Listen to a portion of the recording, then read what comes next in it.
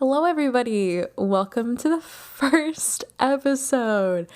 If you don't know who I am, my name is Hayley, and I decided to create this podcast to make an open, safe space for everybody to talk about anything on their mind, things going on in the world, and also a place for myself to just kind of let things out, things that I've learned, and just kind of share a little bit of an insight with you guys. If you guys don't know, I actually used to have a YouTube channel where I uploaded almost every day in 2020, and I actually recently decided to delete almost everything but one video, I want to say. And I've had a lot of people ask me, why did you do that? And to be honest, it took me a really long time to figure out why I did that. I did that because I realized I wasn't actually being who I am. I don't mean I was faking who I was. I was definitely being who I was at the time. I was masking everything going on around me at the time. And this is something that I've realized through therapy of something that I have a trait of doing, whether it be a friendship, a relationship, a situation going on, and even this podcast. It's something that I've always done to get by during the week. Okay, so I'm going to read the definition of masking. Masking is the process by which an individual changes or masks their natural personality to conform to social pressures, abuse, or harassment. When I first realized that what I was doing was masking, I was like, oh my God, am I psychotic? What's going on? And I realized that it's not that I'm psychotic, it's that I have a trauma response due to my depression and my anxiety. Personally, deal with anxiety and major depressive disorder. And those are things that I'm working with in therapy and things I'm working with just in general with myself and understanding a little bit more why I am that way. And it's made me realize that a trauma response for me is to mask everything that's going on in my life. So just to give an example of what was going on with me in 2020 and why I haven't filmed any videos in 2021. And as you guys know, if you've been here a while and if you don't, I really, really enjoy drawing. I've been drawing my entire life and I always did it on my own time. I always did it when I wanted to draw. I always did it when I felt comfortable. And in 2020, I was introduced to a whole new world of drawing.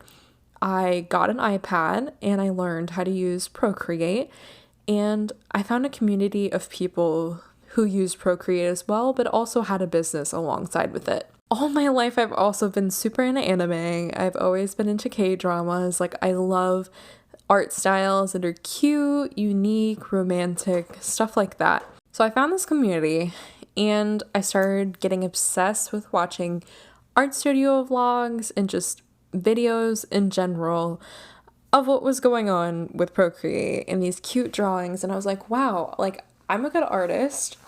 I could do that too.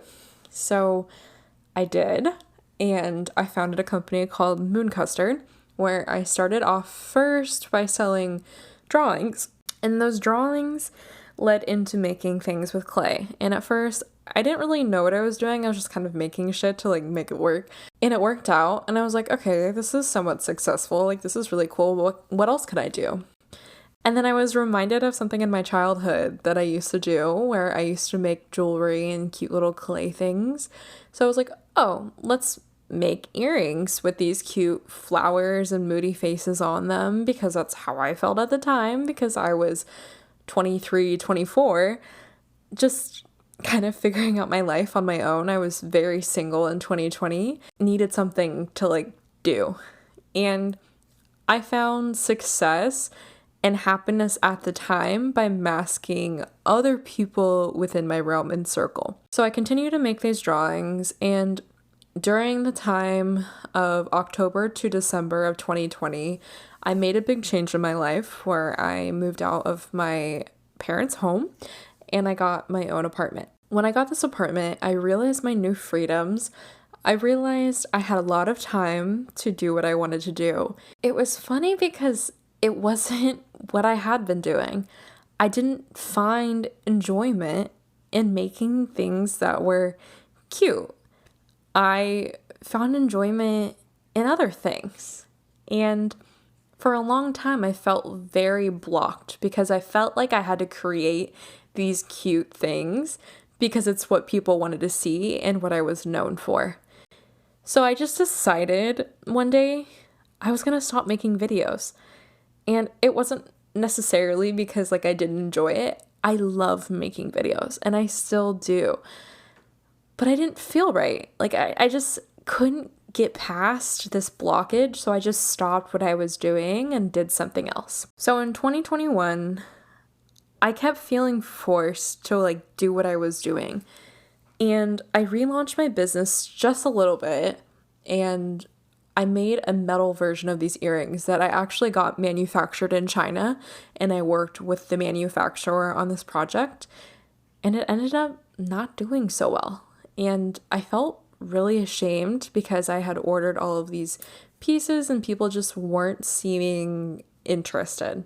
And nobody seemed really excited. And honestly, I didn't feel really excited either. And I wondered, why am I not excited about this? Why am I not happy with this? So I stopped. I stopped making content. I stopped trying to feel forced to do something. I just quit. Like, the end of Moon Custard came and went, and I didn't even see it happen. So about the time that I was kind of getting fed up with Moon Custard and wanting to force myself to do things, I met a guy and I got into a relationship, and that was a big distraction from like who I was and who I was going to be because I was in love. And the relationship made me really happy. And now it's been a little over 2 months since that relationship ended. I get to look back now on what happened to me. Like, what did I do wrong? Not necessarily in my relationship, but just like with myself. Because for a really long time, I felt like I'm not good enough. And I wanted to know like why I didn't feel good enough, because I hadn't really felt that way in a very long time. And it brought me back to pre-pandemic where I was stuck in a coffee shop making drinks every single day, having a boss who literally didn't give a shit about me and would talk about me behind my back. And I just felt so low as a person.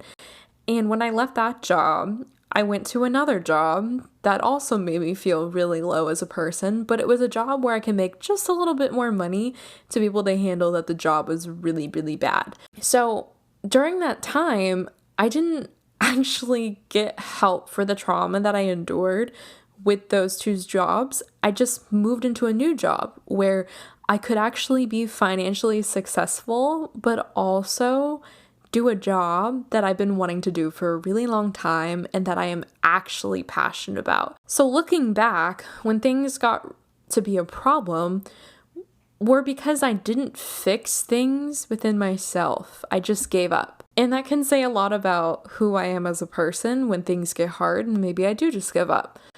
And I had to kind of like figure out, why am I doing this? Why do these things keep happening to me? Not even just my art and changing so many times, but my career. A lot of you guys don't even know this, but when I was in high school, I actually attended culinary school. That was going to be my original career path, and I gave that up because I didn't feel comfortable with it. Do I still love cooking and baking? Absolutely. But it didn't feel like the right career choice. Yet, in all of my jobs after high school, 90% of them were in the food and beverage industry. And even now, I'm not doing a customer service-based job like out in the wild. I'm doing a customer service-based job remotely that has to do with a food and beverage company. I just like, I feel like my world got very intertwined with who I wanted to be, who I am, having to prove myself to the world. But at the same time, I also did that in my relationship. I masked who I was to become somebody that I'm not, to perform well within the situation that I was in. And when I figured that out, let me tell you, my mind was blown. I realized for years, years, I figured out what I was doing wasn't even what I wanted to do. I didn't want to make cute creations. I did that because I wanted to perceive myself as a sweet, innocent young girl that has no problems. She makes this cute art and she can get by making a little bit extra money.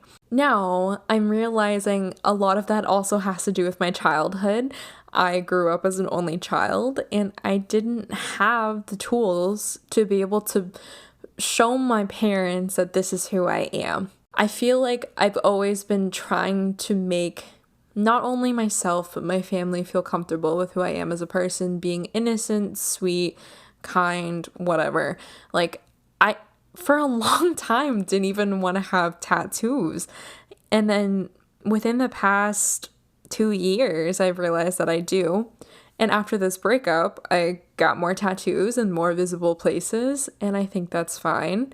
And I even got like a nose piercing. It's a septum piercing, but it's not like one of those bowl ones. It's like one of the like closed ones. I don't know if that makes any sense, but I think you can visualize that. I didn't tell my parents about it. And when they saw me, they were like, "Why'd you do that?" And I was like, "'Cause I wanted to. I wanted to do it for a long time, but I just never voiced it to them because I figured they would just be like, 'That's ugly, don't do that.' But ever since I got it, now they haven't said anything. Like, they voice their opinions, but they're not telling me every day that I look ugly with it on or anything. Like, they might not like it, but I do. And that's not my problem if they don't like it. I'm my own person. I am not just my parents' child." Another thing that I want to bring up is masking can be a strong influence by environmental factors and authoritarian parents. And I'm not trying to say my parents are super strict by any means. They've definitely given me a lot in life that I have to be thankful for because they are things I would never be able to obtain on my own. But because of that, I've always tried to make them want to like look at me in a better light than who I look at myself as. And I don't want to do that anymore. I want to be my own person and I want to have my own thoughts and opinions. And I think that's okay. I think it's okay to want to be your own type of person. And you're probably sitting there like, duh, Hayley, like everybody wants to be their own type of person. But like realizing for like almost my entire life, I've tried to pretend to be another person is shocking when you just turn 25, which might not be that young to some of you, but when you're 25 years old, you're like, oh shit, I like need to get my life together soon because it could be over tomorrow.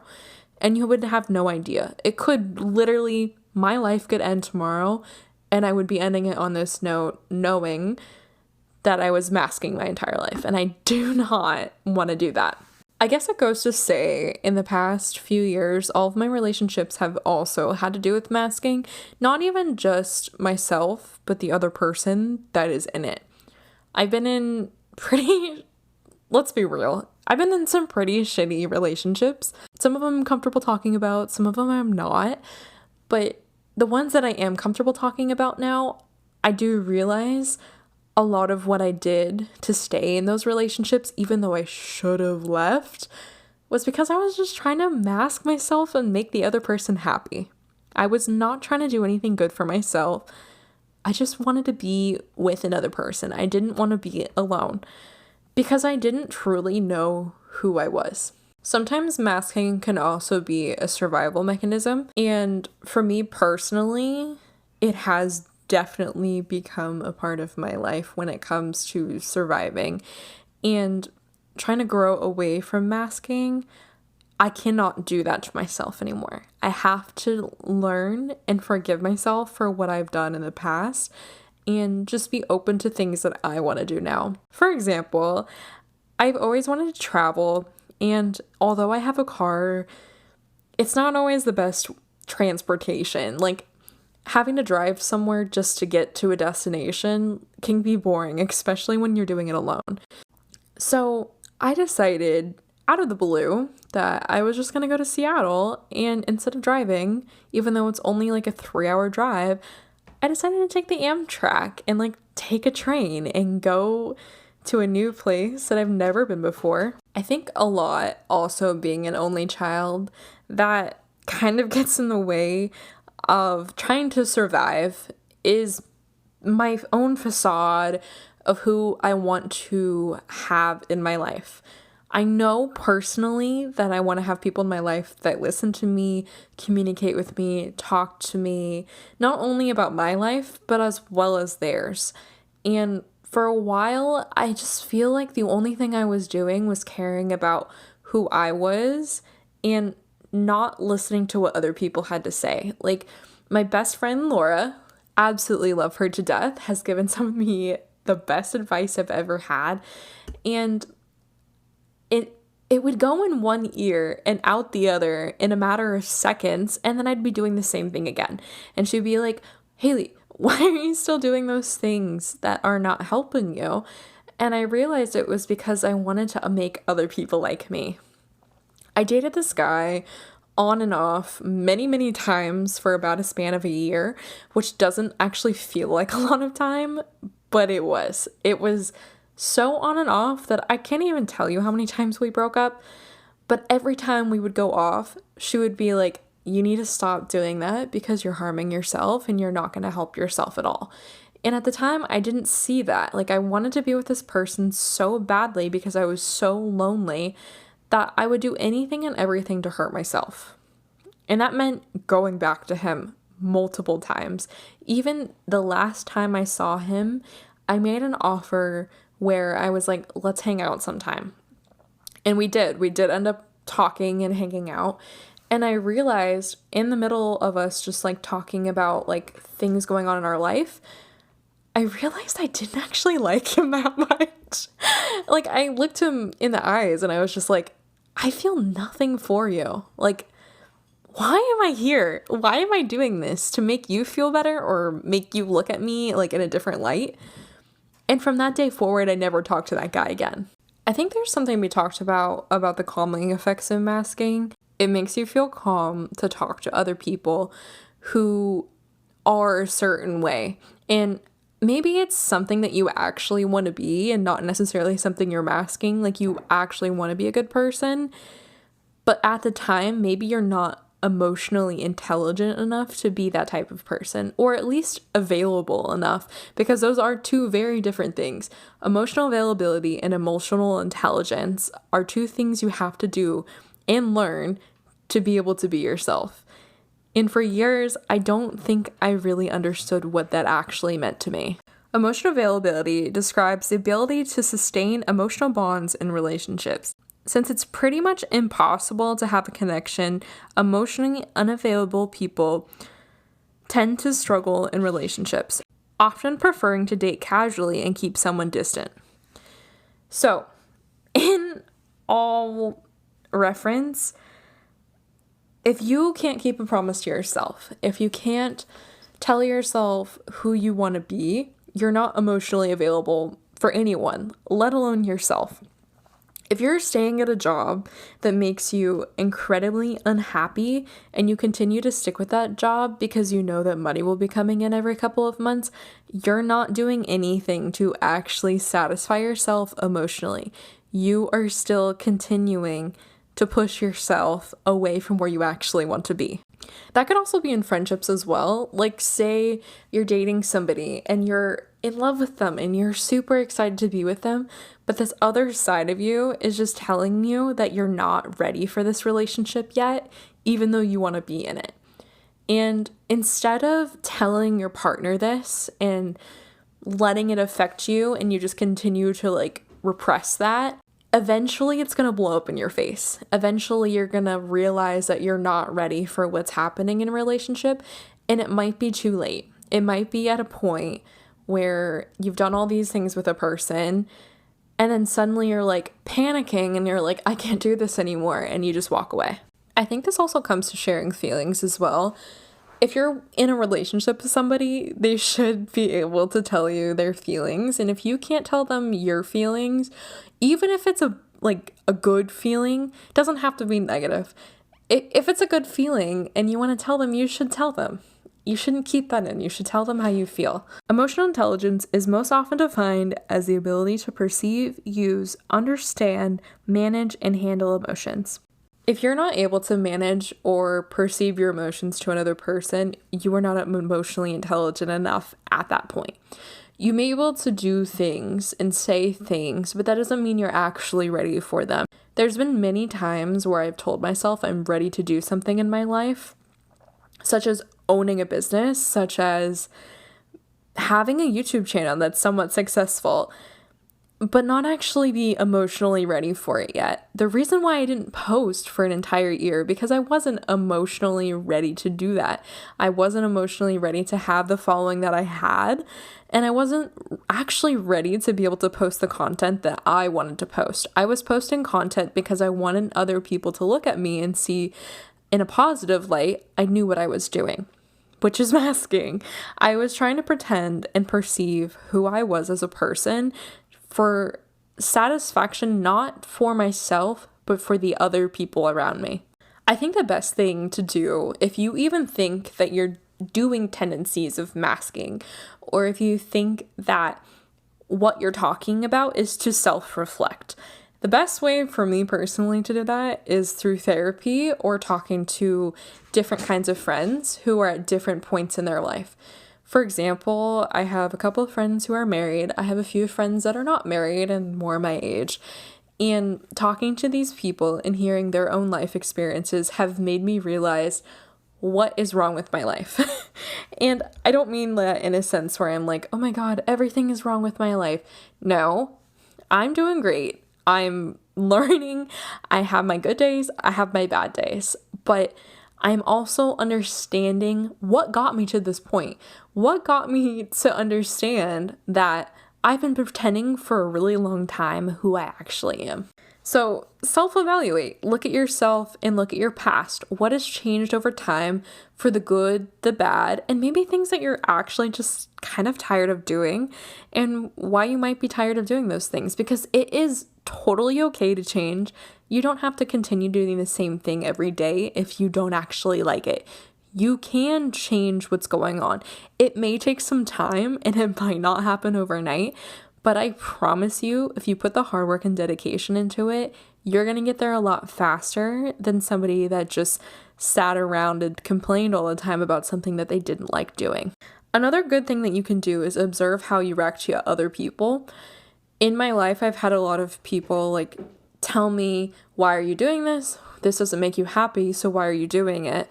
And they would kind of like put it in my face, and I guess at first it made me feel bad. It made me feel, why is this person bullying me? Why is this person telling me that I'm doing everything wrong? It's probably because they were more emotionally educated about their intelligence than I was. I was looking at them like attacking me, when in reality, they were just trying to help me, and they were just trying to tell me their own opinions to be able to understand who I need to be, and also just give me some insight that even though my emotions are valid, they might not be 100% correct, and I need to learn from my experiences to be able to have a more successful future.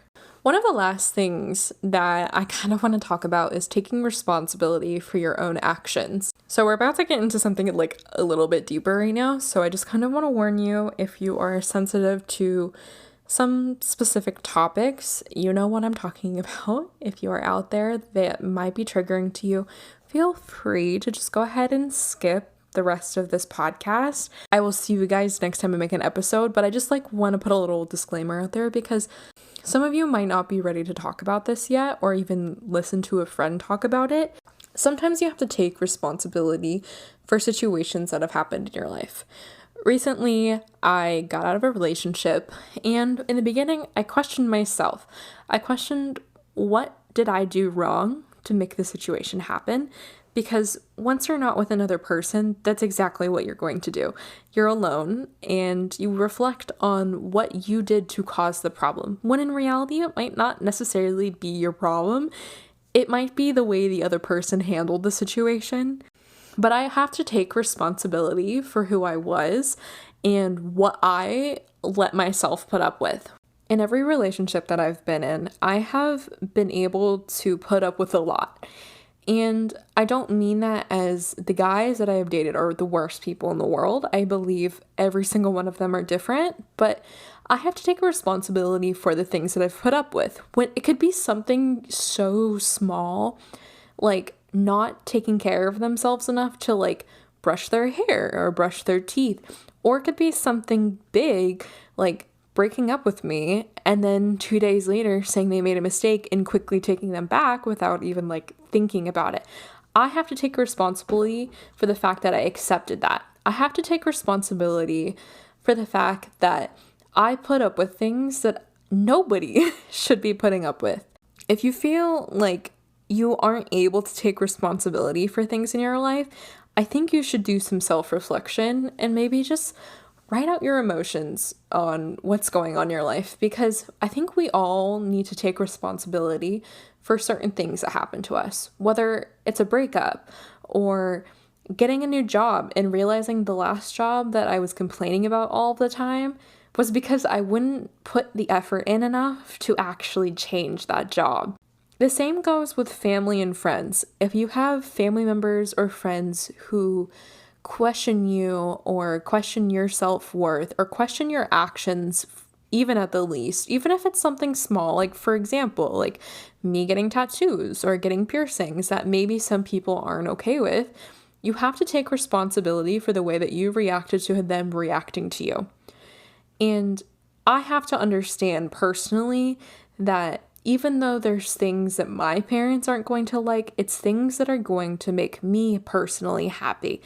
And not everything I'm going to do is going to make them happy, just like the ways in which they treat me might necessarily not make them happy. Or maybe even they have to take responsibility for the way that they deal with things. And that's not my problem. It's not my problem if somebody doesn't want to be around me because of things that I do. It's not my problem if people don't want to fix things because they're not emotionally ready for it yet. I have to take responsibility for the problems that I've created in life. And for example, this is kind of a touchy topic, but my depression got really, really bad in 2021. And for a long time, I would complain about it and I would cry. And instead of going and getting help, because I knew I could do that, I didn't.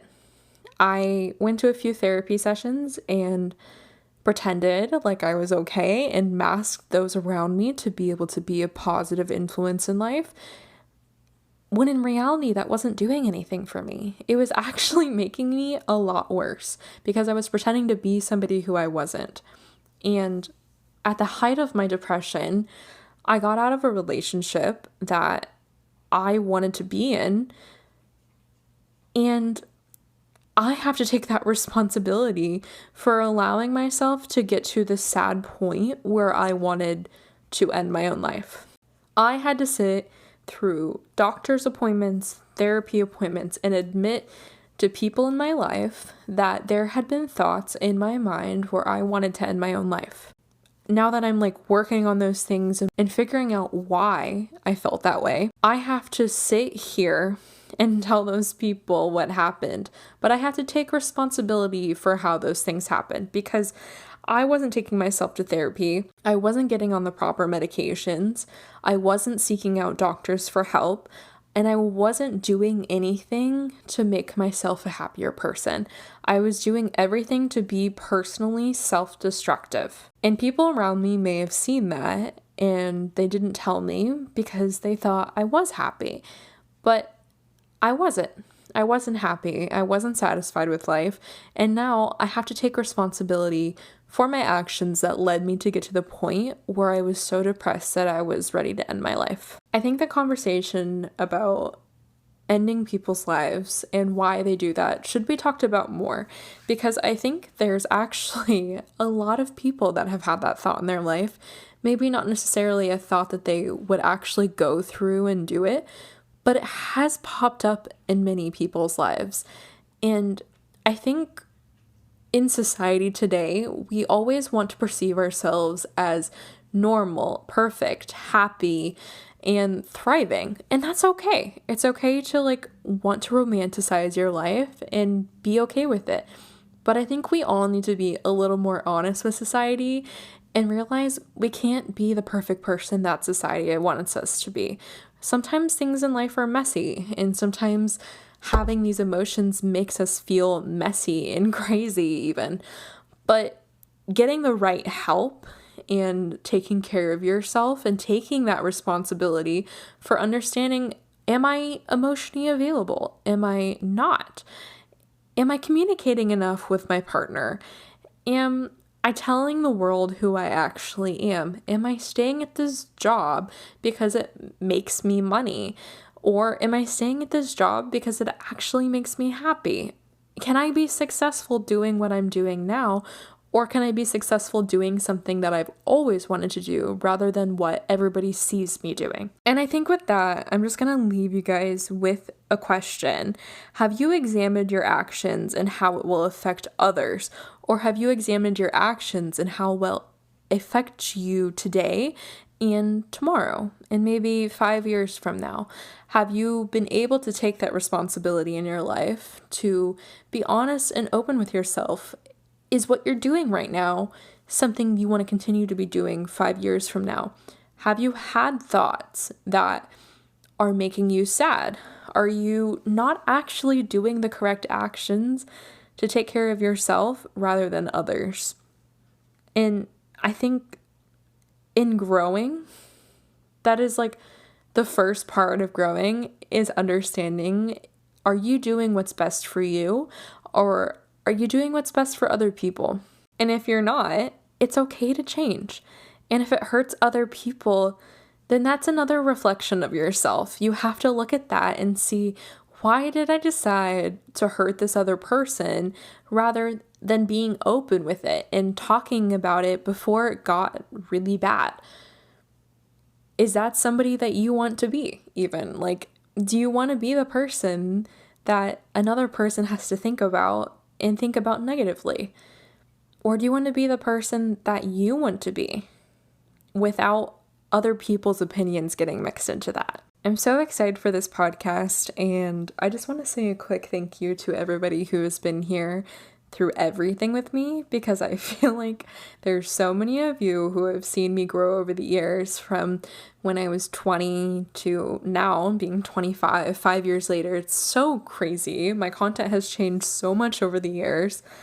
And I'm really just excited to have this platform and actually be able to talk to you guys and like have like this open conversation, and also have other people on this podcast and like talk about topics that they want to talk about, or topics that I want to ask them because I've either seen them online or we're friends and I've had this conversation with them behind the scenes, but they're comfortable enough to like actually talk about it on a social platform. So thank you guys so much. Again, if you want to submit a story or possibly even be on the podcast, feel free to reach out to Letters from Therapy Podcast on Instagram or lettersfromtherapypodcast@gmail.com. I would love to hear your stories. And if any of the topics that you guys bring up and you don't necessarily want to be on the podcast, I would love to be able to get more topics, more ideas for the podcast, and definitely mention you if you want me to do so. So again, thank you so much for listening to the first episode. I can't wait to make another podcast on another topic. This just feels like free therapy for like everybody, and maybe just being there as a friend if you need one. And don't hesitate to reach out. I'm here for you if you need anything at all, and I can help you get those resources that you might possibly need. And I just want to be like that friend that you like FaceTime and like you're like, hey, what's up? What's going on? Like, let's have a conversation about life and talk about things. So I hope you guys have a wonderful day, and I will chat with you soon.